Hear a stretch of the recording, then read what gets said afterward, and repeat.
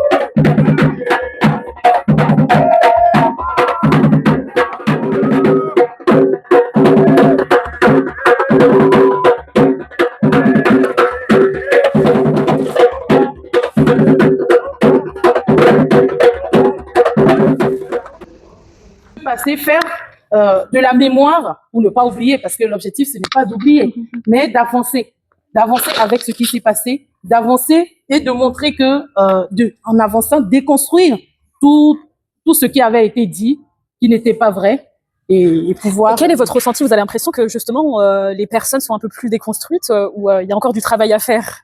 Tant qu'il reste à faire, rien n'est fait, dit-on. Tant qu'il reste à faire, rien n'est fait. Et c'est pas Imelda qui le dit. Mais aujourd'hui, chez moi, et tout à l'heure, vous avez évoqué les Vodou Days.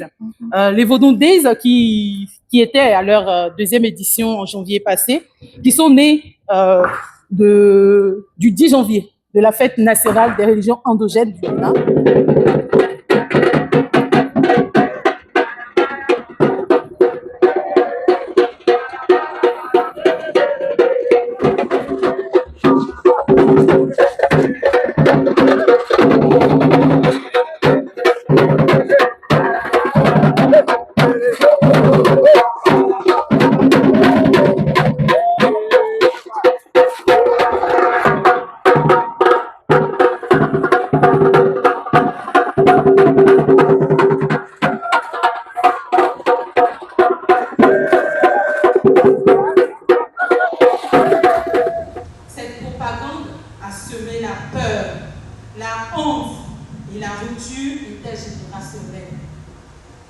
Notre travail de mémoire et de transmission aujourd'hui doit nous permettre de recontextualiser le vaudou comme une tradition structurante comparable aux grandes spiritualités du monde, de réconcilier les héritiers que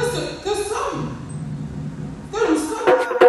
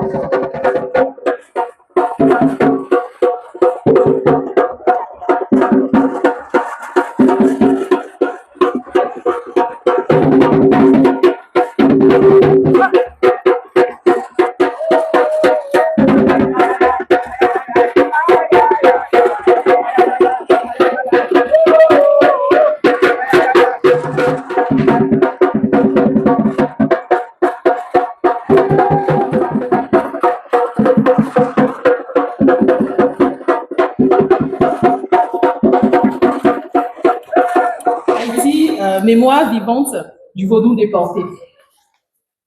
Donc, de la terre-mère à la terre des îles, notre cheminement se poursuit. Après avoir rendu hommage au fondement du vaudou sur ses terres originelles, nous traversons symboliquement l'océan Atlantique. Cet océan devenu à la fois tombeau et berceau pour adorer Haïti. Haïti, ce territoire indomptable, cette île de feu et de dignité, berceau de la République, la première République noire. Là-bas, la flamme du vaudou, arrachée à sa source, ne s'est jamais éteinte. Elle a été ravivée, recréée, sublimée, jusqu'à devenir la lumière intérieure de la plus grande révolution noire que l'histoire humaine ait jamais connue. Je vais vous parler rapidement de la matrice du vaudou haïtien, spiritualité de la traversée. Le vaudou haïtien n'est ni un écho affaibli, ni une simple survivance du vaudou africain. Il est une œuvre de recréation spirituelle, une alchimie de mémoire et de résistance née dans les ténèbres de la traite négrière et de l'esclavage. Sur l'île de Saint-Domingue, les peuples déportés, Fon, Evé, Yoruba, Congo et bien d'autres ont été déracinés de leur terre, séparés de leur lignée, privés de leur nom. Et pourtant, ils ont préservé l'essentiel, leur cosmogonie, leur rythme, leur langue secrète, leur chant de feu et surtout leur dignité. Confrontés à l'interdit, ils ont inventé des stratégies subtiles. Les Léois ont pris les traits des saints catholiques, Ogun sous l'apparence de Saint Jacques et Rousil sous celle de la Vierge Marie. Ce syncrétisme n'était pas une compromission, c'était une intelligence du silence. Ce vaudou haïtien est ainsi devenu le sanctuaire d'une mémoire enfouie mais indestructible. Une cathédrale invisible érigée dans la servitude. Un langage sacré de liberté transmis dans l'ombre et vibré dans la chair. Le vaudou et la libération. Au cœur du bois Caïman en août 1791, ce soir-là. Sous la pluie, les esclaves insurgés se réunissent. Une prêtresse, Cécile Fatima. Un prêtre, Boukman Douti, célèbre une cérémonie vaudou. Un serment est prononcé. Du sang est versé. Le pacte est scellé. Ce moment sacré n'est pas une anecdote. C'est un acte fondateur de la révolution haïtienne. Le vaudou a donné un langage commun aux captifs venus de tant de nations différentes. Il a offert des protections symboliques, un sentiment d'invincibilité, une cohésion morale. Plus qu'un simple culte, et père fondateur d'Haïti, bien qu'influencé par les Lumières et le catholicisme, n'a jamais rompu avec ce lien profond à l'invisible. Il en a compris la puissance silencieuse. Le vaudou aujourd'hui, entre transmission, le vaudou haïtien bien sûr aujourd'hui, entre transmission et marginalisation. Au XXIe siècle, le vaudou continue de vivre au cœur du quotidien haïtien. Il se manifeste dans les cérémonies communautaires, les fêtes rituelles, les musiques, les danses, les tambours sacrés, les peintures, les sculptures, les drapeaux perlés, la médecine traditionnelle et les soins ancestraux, la langue, les proverbes, les contes, les gestes du quotidien. Et pourtant, ce patrimoine est encore marginalisé. Les traces du même, influencées par les récits dévalorisants, s'en détournent ou s'en perçoivent ou n'en perçoivent que les clichés, c'est-à-dire le mystère, la peur, l'ésotérisme.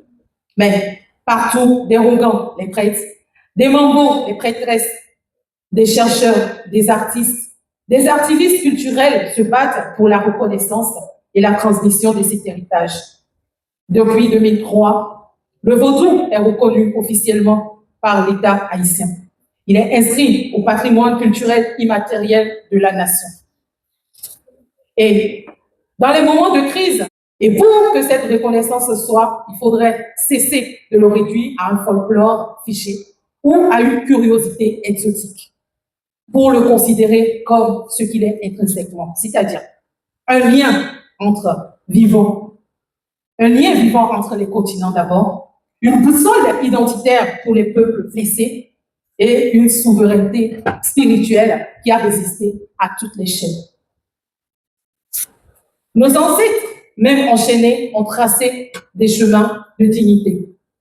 Et dans leur ombre, dans l'ombre, sous la lumière tremblante, les Liwa ont semé une foi indestructible. Chacun est une personne. Chaque peuple a sa valeur. Je vous remercie.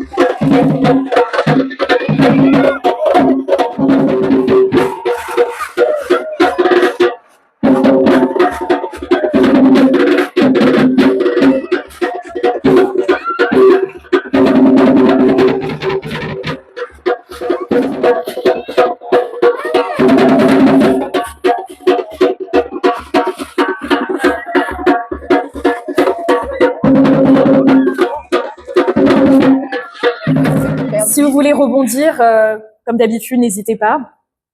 Il y a des petites réactions. Moi, justement, je viens de noter en soi. Là, on peut répondre du coup à la question de la jeune dame. Hein. On peut répondre justement sur cette question-là. Et j'aimerais même encore un peu plus rebondir dessus qu'aujourd'hui, grâce aux réseaux sociaux, aux médias, il y a beaucoup plus de créateurs de contenu ou bien même d'influenceurs qui pointent justement ce détail-là. Et donc, il y a beaucoup plus de jeunes qui sont ouverts à cette question de religion, à se remettre en question sur la religion du christianisme ou bien même de l'islam, en dépend aux religions beaucoup plus spirituelles. À l'entame, j'avais souligné le fait que le vaudou ne soit pas que religion. Donc, il serait réducteur de le voir qu'en religion, parce que ça transcende vraiment sur toute la longueur ce fait. Et notre mode de vie en Afrique se résume au vaudou, avant la colonisation. C'est-à-dire notre manière de nous habiller, notre manière de danser, de chanter, de manger. Il y a des plats qu'on consomme au Bénin traditionnellement et qui sont des plats des divinités. Par exemple, le haricot blanc ou rouge sont des plats des jumeaux. Vous avez le gomiwo qu'on fait avec du poulet bicyclette. C'est-à-dire parce que c'est une spécialité, on va dire, du Bénin, des poulets sans OGM, voilà, naturel, d'origine naturelle, et qui n'ont pas beaucoup de chair et qui sont très très succulents. Tu nous donnes faim là, c'est l'heure du repas bientôt. Et donc, ces plats sont des plats des divinités, les danses. Par exemple, chaque divinité a ses pas de danse, a son rythme de tam-tam, et quand on l'entend, on sait. Pour vous dire, par exemple, si un monsieur qui est lui aussi initié, vous connaît initié à une divinité, peut-être qu'il est votre supérieur dedans, vous rentrez, et au lieu de lui faire les allégeances dues à son rang, vous ne le faites pas, il peut vous mettre en transe contre votre gré. Ben oui. Il se met à jouer et vous allez rouler par terre tout de suite. Donc, c'est un mode de vie. Et contrairement aux religions importées, parce que par exemple, je peux vous évoquer la guerre des religions. Le vaudou n'a pas été cité dedans, parce que le vaudou n'en a pas utilité. Le vaudou ne fait pas de publicité. Si vous voyez quelqu'un qui vous dit « Viens, je vais t'initier à telle divinité », il faut fuir. C'est du business. Le vaudou n'est pas business. Le vaudou, c'est l'appel intérieur qui se manifeste à l'extérieur. C'est ce qu'on est au fond de soi qu'on manifeste à l'extérieur. Donc, les autres religions avaient, à un moment où ont des intérêts pour pouvoir ne pas laisser éclore le vaudou, on va dire. Mais ils ne l'ont pas arrêté, d'autant plus que si, avec le cas d'Haïti, il n'y a pas qu'Haïti, il y a au Brésil également. Ils n'ont pas stoppé, en fait. C'est pour dire, si le vaudou était stoppable, il n'aurait pas traversé l'Atlantique.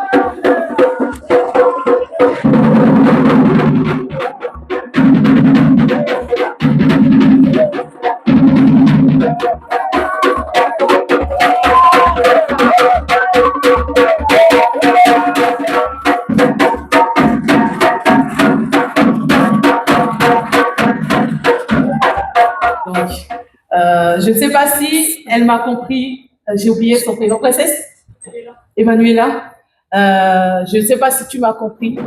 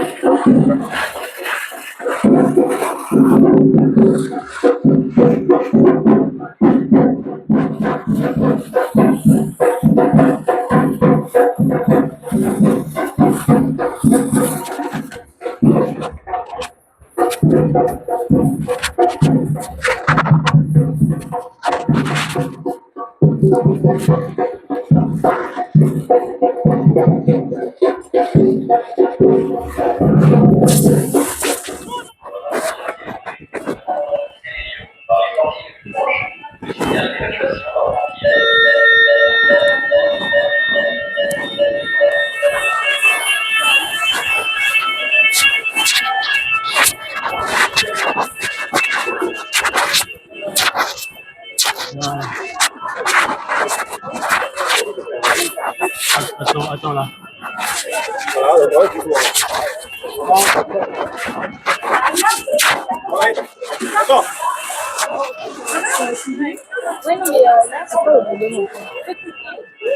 Ce jour 10 janvier, nous avons des Vodou Days qui s'étalent sur le week-end, donc deuxième week-end du mois de janvier, où on voit non seulement l'aspect culturel, parce que tout à l'heure, je n'ai pas voulu en parler, mais le vaudou, je l'ai quand même traversé. Le vaudou a l'aspect culturel qui est accessible à tous et le cultuel qui est réservé aux initiés. Le culturel et le cultuel sont manifestés le 10 janvier et vous allez voir des danses, des vaudous-ci, des vaudous-non, partout en fait, que ce soit dans la forêt sacrée, que ce soit au bord de la mer, que ce soit au temple des Pitons, que ce soit partout dans Ouida. Ouida qui est cette ville qui aidait à faire partir les esclaves dans le temps. Donc voilà un petit peu. Merci Imelda. Je vais revenir, tu as une autre question Nadine? C'est bon pour moi. Non. Je vais revenir sur la salle parce qu'à l'origine c'est une conférence causerie. Est-ce que parmi les gens qui sont dans la salle, est-ce que vous aviez une certaine idée du vaudou est-ce qu'en fait votre idée du vaudou correspond à ce que Imelda Baden nous a présenté aujourd'hui, ou est-ce que là vous voyez les choses différemment? Qui c'est qui veut par exemple vous madame? Ah, il y a une main au fond. Il y a une main, pardon, j'ai pas vu. Oui. Oui, vas-y, Miss. Oui. Comme la semaine des autres maléfiques, ça signifie une semaine, c'est comme tu me dis, c'est la famille, ont une conception erronée de la déesse. Ça signifie quoi? Parce qu'elle est pas maléfique, comme vous avez commencé. Merci. Alors moi, j'ai pas entendu le nom de la déesse. Tu peux nous Mamiwata. D'accord. Quand je voulais la présenter tout à l'heure, je l'ai présentée comme l'ambivalence aquatique, qui est à la fois mère, tentatrice et guérisseuse. Et puis, je vais également vous dire, si par exemple, vous avez la clé qui ouvre la porte là, est-ce que vous aurez besoin d'une autre clé pour la fermer? La dualité de la vie, c'est ça. Maintenant, ce qui fait que beaucoup de personnes ont du mal avec le vaudou, c'est, comme on dit, le crayon de Dieu n'a pas de gomme. C'est pas ça? Merci. Merci. Merci, monsieur. Le crayon de Dieu n'a pas de gomme, dit-on, n'est-ce pas? Ou c'est moi qui le dis? Non, il y a une citation qui dit, c'est pas signé Imelda, je vous promets. Le crayon de Dieu n'a pas de gomme.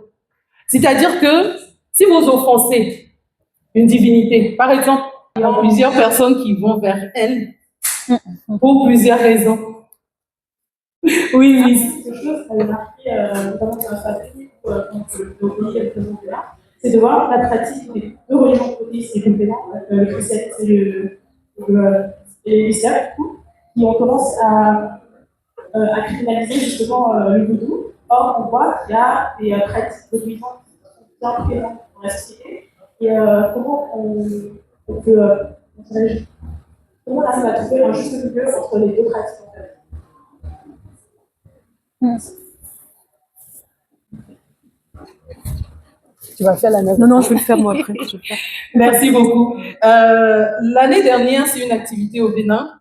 Il y a un grand frère à qui on a demandé le taux en termes de pourcentage de chrétiens, de musulmans et de vaudouistes au Bénin. Il a dit, si j'ai bonne mémoire, les musulmans 30, les chrétiens 70, et on dit, et les vaudouistes, il a dit 100%. Et je sais que tu comprends le fond. Donc, il y a un adagement qui dit, il y a un savoir comme il a dit. Et tu sais ce qu'il a dit? Donc, la calme m'a oublié. En fait, Est-ce que tu peux nous traduire? Ouais, exactement. On dit un monsieur qui est parti se communier. Et à la fin, tu sais, il y a des colas sacrés qu'on prend dans les temples. Donc, il sort de l'église le dimanche. Et le dimanche, au fait, qui est le Vodoumbé. Chez nous, au fait, le jour des Vodou. Donc, il quitte la messe, communier, et il va prendre le cola et il croque dessus. Quelqu'un va me dire, mais qu'est-ce que tu fais? Il dit, mais non, je suis en train de louer la magnificence de Dieu. D'accord, parce que le cola, c'est excuse-moi. Mais Je sais pas si je suis pas. on peut dire qu'il s'est doublement communié. C'est-à-dire qu'il était à l'église et après chez le vaudou. D'accord, ouais, c'est une double. Et le vaudou n'a jamais interdit une religion.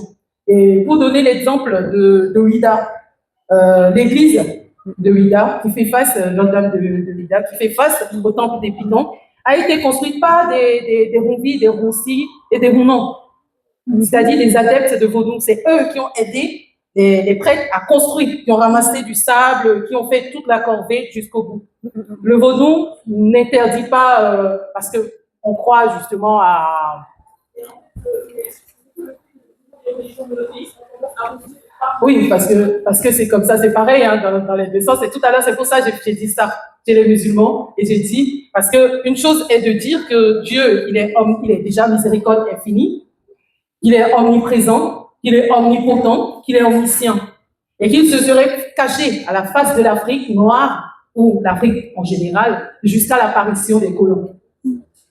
C'est comme quoi, quand on l'appelle enfant, il ne peut pas répondre parce qu'il ne comprendrait pas le fond. Il faudrait l'appeler en arabe ou en hébreu pour qu'il puisse nous écouter. Ça veut dire qu'il ne serait plus omniscient. S'il faut qu'on se déplace de l'Afrique pour aller l'évoquer en Israël ou ailleurs, c'est qu'il serait plus omniprésent. Et voilà. Ça revient à chacun de tirer ses conclusions sur ça. On va finir la deuxième partie, je vais répondre à ça. Parce que vous allez voir comment les choses ont évolué. Et je vous dirai également ce qui se passe actuellement. Parce que je pense que vous avez eu à voir en 1992, le pape Jean-Paul II, je respecte sa mémoire, quand il est arrivé au Bénin, à la descente de l'avion, il a baisé le sol. Il a rencontré tous les chefs religieux vaudous du temps. Et il a fait passer cette parole de l'unité dans la diversité. On ne choisit pas son père, on ne choisit pas sa mère. On n'a pas choisi. On peut choisir après d'adopter ou de se faire adopter par quelqu'un d'autre dans la vie, mais la personne ne partagera jamais les mêmes gènes que toi. Même si tu te fais transfuser par la personne ne sera jamais ton sang. Moi, je pense qu'elle n'a pas le choix à faire. Elle est dans la spiritualité. Oui, c'est ça, c'est ce que j'allais dire. Elle devait choisir entre une religion, les autres religions nous ont été imposées. Ils ne relèvent pas de nous. De vivre, oui. Exactement. Et parce que ça coule en nous. Moi, j'ai l'habitude de dire que, tu vois là, l'eau, je me lève le matin et je dis que je fais appel parce que je fais un travail depuis un moment avec notre artiste qui est dans le fond de la salle, Samson, sur son œuvre qu'il a appelée La voix de mes ancêtres. Et la voix de mes ancêtres, quand on parle de voix, on fait référence à l'écho.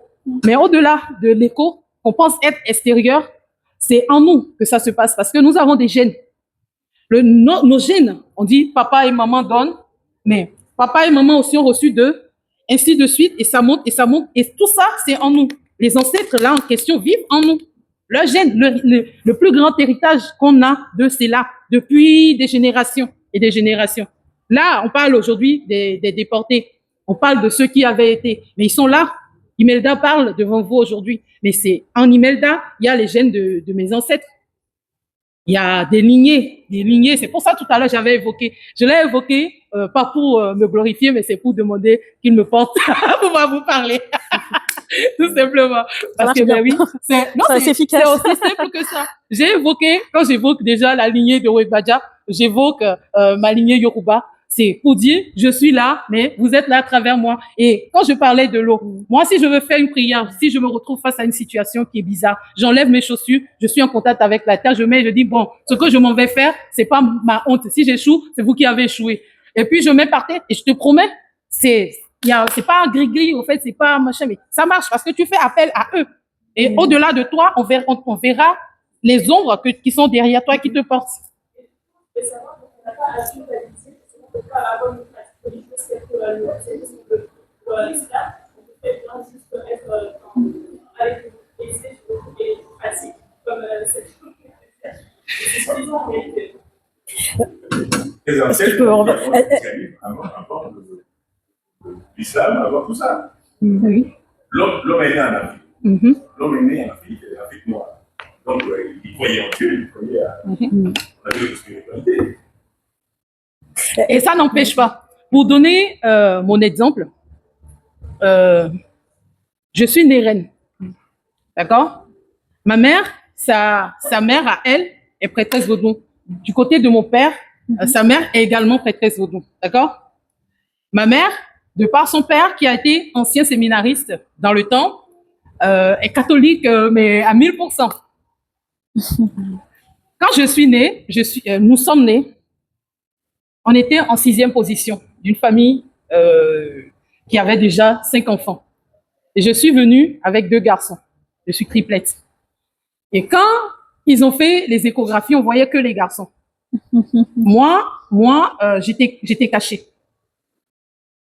Et elle m'a vue, je vais le dire, ceux qui peuvent comprendre le comprendront. Elle m'a vue à 7 mois de grossesse.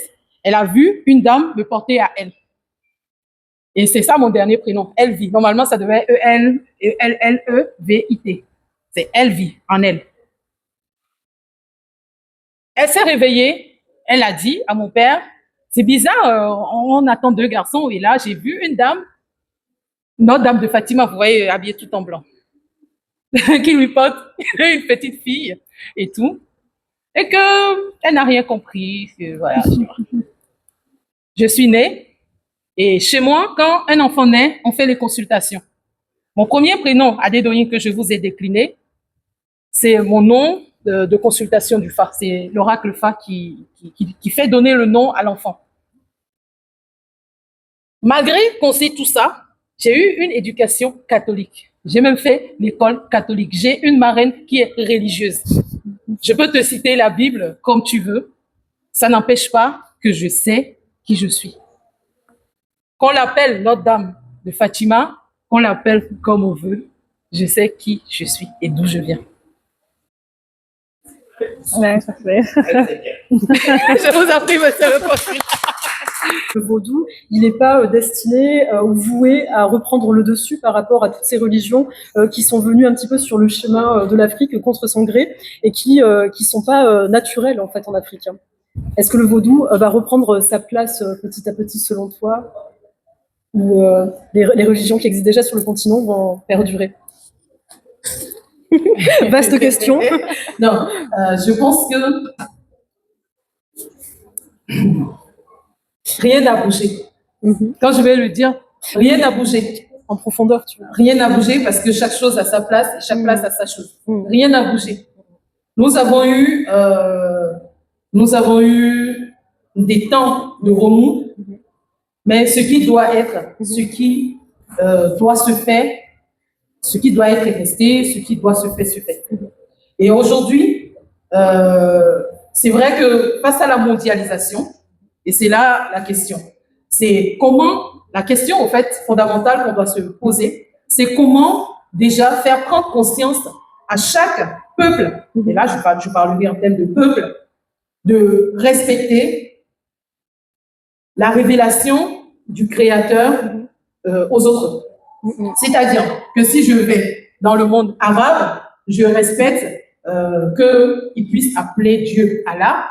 Si je vais chez les Français qu'on appelle Dieu, que si moi je veux au niveau du Bénin, que je dis Mao, c'est Golissa, qu'on me comprenne et que les autres aussi comprennent, je pense que c'est le plus gros challenge. Et j'aurais tellement aimé pouvoir répondre à ça. Et si je le fais, je pense que là, c'est une question à peut-être 100 millions de dollars. Oui, je me doute qu'elle est un peu compliquée cette question et que là, tu n'auras pas la réponse forcément. Mais je disais ça par rapport à tous les mouvements qu'on voit un petit peu en Afrique où justement les Africains ont envie de reprendre en main leur destinée et plus seulement de tout le temps faire référence à l'Europe et aux divers colons qu'il y a eu pour affirmer leur identité en fait. C'est par rapport à ça que je posais la question sur le vaudou qui fait plus partie de l'identité originelle en fait en Afrique que les autres religions. Non. Une chose est de vouloir affirmer son identité. Et j'ai dit tout à l'heure, tous les Africains ne sont pas destinés à être des prêtres ou des prêtresses vaudou. Par exemple, il y en a qui vont être des serviteurs, il y en a qui vont être des fidèles, il y en a qui vont être des prêtres, il y en a qui vont être des prêtresses, ainsi de suite. Tout le monde n'est pas destiné à avoir le même rôle. Néanmoins, l'identité africaine, et là on va parler du point de vue culturel, de retour à la source culturelle qui n'a rien à voir avec le volet culturel. C'est-à-dire commencer à me vêtir en africaine où que je sois, comment manger ce que je veux sans qu'on ne me dise que voilà. Mais ça, c'est un travail qu'au niveau de l'association Partage Diaspora béninoise m'ont fait à travers notamment le Festival international Zoubin qui permet à ce que nous installions des échanges interculturels. C'est-à-dire, je sais manger du camembert, viens manger mon wassa wassa ou viens manger mon mani mani. Et tu vas goûter, ça peut te plaire comme ça peut ne pas te plaire. Moi, j'aime pas tous les fromages non plus. Donc, vice versa. Et on apprend comme ça à le faire, mais ce n'est pas, je ne suis pas trop pour cette vague, malheureusement, des Africains qui n'ont pas compris, pour moi, le fond de la chose, parce que c'est pas accuser le blanc. Non, la vague, au fait, aujourd'hui, pour la quête identitaire, ça se fait en nous. C'est pas les autres. C'est pas les autres. Pour qu'on se respecte, c'est soi. On impose le respect. On ne quémande pas le respect. Moi, si tout à l'heure, on a eu à échanger, j'ai dit non, si c'est pas comme ça, je ne m'y vois pas. On impose le respect. Le respect ne se quémande pas. Et c'est ce que nous, Africains, devons faire. Si vous restez courbés, ne soyez pas étonnés de recevoir des claques sur votre dos et de retourner par terre où vous êtes. Redressons-nous, soulevons la tête, avançons. C'est ce que moi, j'ai envie de dire à chaque Africain.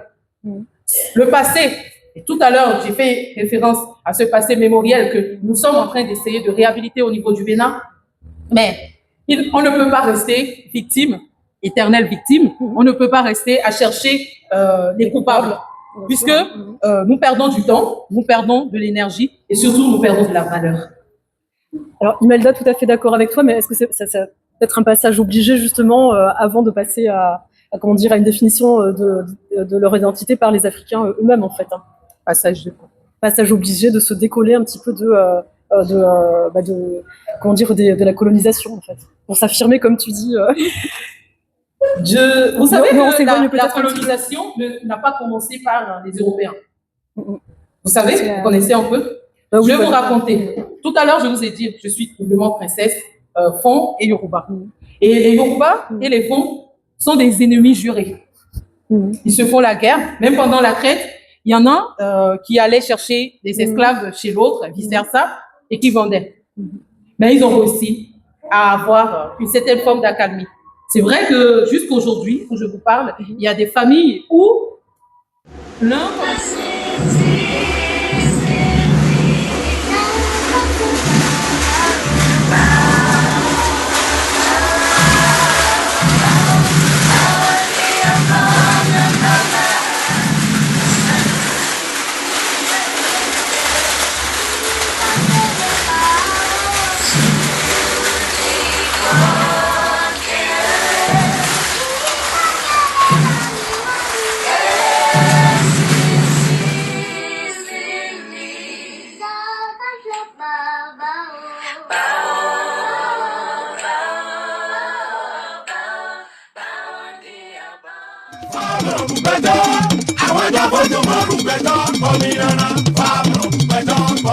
Everybody do me some tell e wa ya obi satani legba afunba na uto enodo afunjema e willy medele kaka bo se itore po me aiki bakia Portugal Brazil joba for dum porote e ma wado kukute ha e na wada kime ha ye willy mede sa mede bonablo ye willy mede uwa de bode bonablo ye willy mede yi odala de bokanablo ama mane sonotia.